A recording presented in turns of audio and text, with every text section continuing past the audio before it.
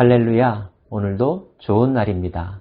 이를테는 함께 하시는 여러분 모두에게 특별한 하나님의 은혜가 있는 복된 하루 되시기를 바랍니다. 오늘은 열왕기하 21장입니다.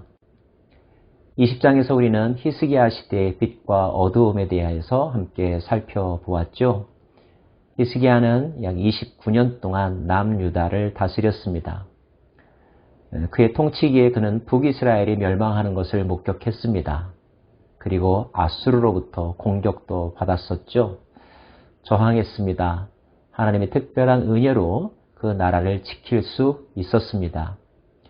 특별히 아수르의 공격 시에 예루살렘을 포위하고 있었던 적들로부터 그 도시를 지켜내기 위하여 저수지와 물을 끌어들인 수로를 판 것, 이것은 역사적으로도 유명한 유적지가 되어서 지금도 찾는 이들에게 많은 감동을 주고 있지요. 여러분도 꼭 그곳을 직접 견학할 수 있는 기회가 있기를 바랍니다. 히스기야의 뒤를 이어서 왕의 자리에 올랐던 사람은 므낫세입니다. 므낫세는 55년 동안 남유다를 다스렸습니다. 가장 오래도록 통치한 왕으로 기록되어 있습니다. 므낫세는 어떤 왕이었을까요? 안타깝게도 므낫세는 아하스와 더불어서 남유다에 있어서 가장 악한 왕으로 평가받습니다. 므낫세가 왕이 될 때 나이가 12세라 예루살렘에서 55년 동안 다스렸느니라. 그의 어머니의 이름은 헵시바더라.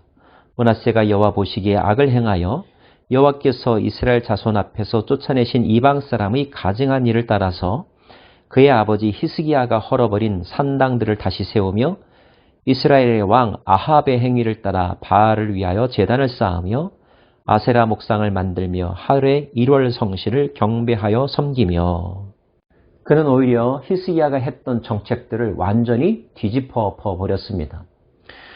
여호와께서 전에 이르시기를 내가 내 이름을 예루살렘에 두리라 하신 여호와의 성전에 제단들을 쌓고 또 여호와의 성전 두 마당에 하늘의 1월 성신을 위하여 제단들을 쌓고 또 자기의 아들을 불 가운데로 지나가게 하며 점치며 사수를 행하며 신접한 자와 박수를 신임하여 여호와 보시기에 악을 많이 행하여 그 진노를 일으켰으며 또 자기가 만든 아로 새긴 아세라 목상을 성전에 세웠더라.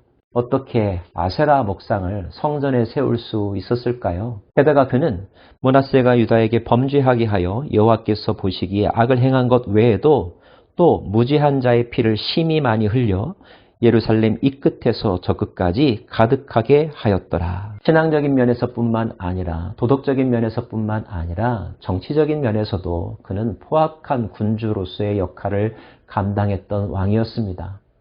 그것도 55년 동안이나 이런 통치를 했으니 그 시절 그의 통치 아래서 살아야만 했던 많은 백성들 얼마나 많이 힘들었을까요? 억울한 사람들이 많았을까요? 그리고 신앙적인 양심 때문에 고민하는 사람들이 많았을까요?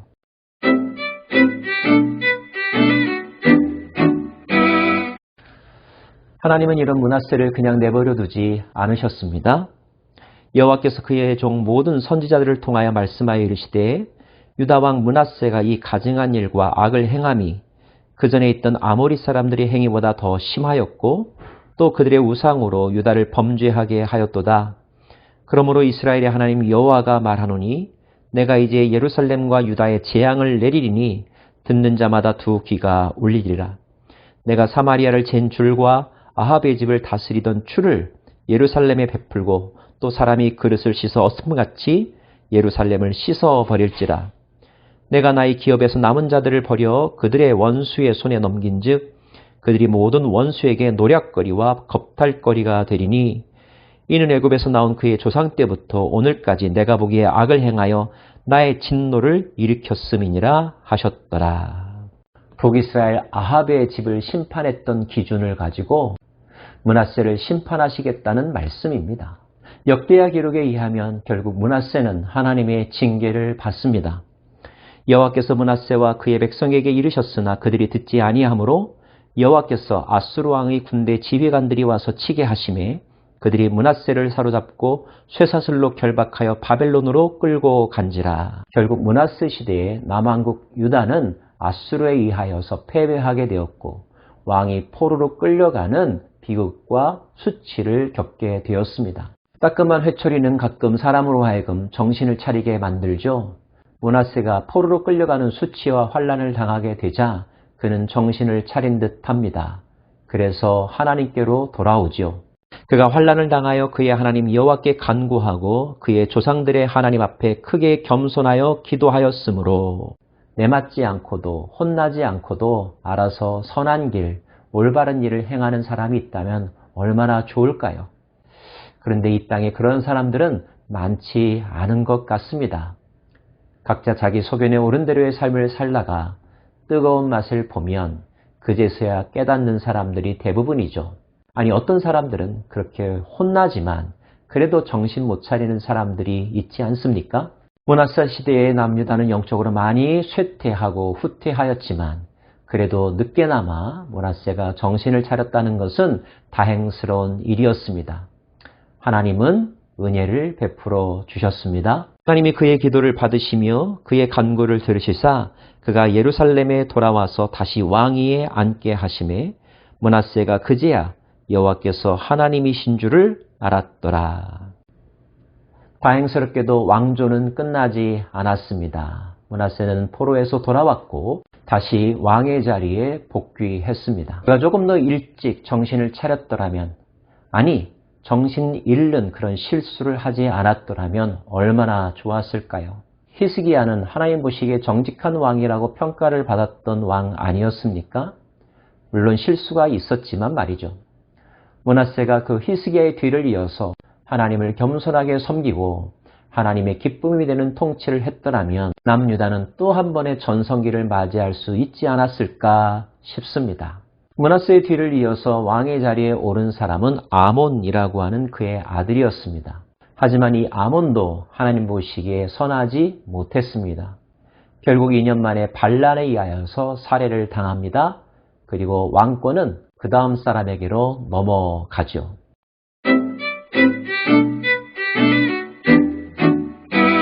다시 강조하지만 우리는 지도자를 위해서 기도해야 됩니다. 깨어 있어야 합니다. 건강한 감시자의 역할도 해야 합니다. 왜냐하면 왕의 선택, 최고 지도자의 선택은 그 공동체의 미래를 좌우하기 때문입니다. 여러분, 지혜롭게 지도자를 선택할 수 있기를 바랍니다. 선택하고 난 다음에도 우리에게 주어진 권리를 가지고 잘 감시하며 견제하며 또 도울 수 있기를 원합니다. 우리들의 나라, 하나님께서 우리에게 주신 선물인 이 나라를 잘 지켜내고 번영시켜야 하지 않겠습니까? 미국이 그러한 나라가 계속해야 되기를 원합니다. 한국도 그런 나라가 되기를 원합니다. 저와 여러분에게 기도의 책임이 막강하답니다. 기도하겠습니다. 하나님, 므낫세는 히스기야와 정반대의 정책을 펼쳤고 길을 갔습니다.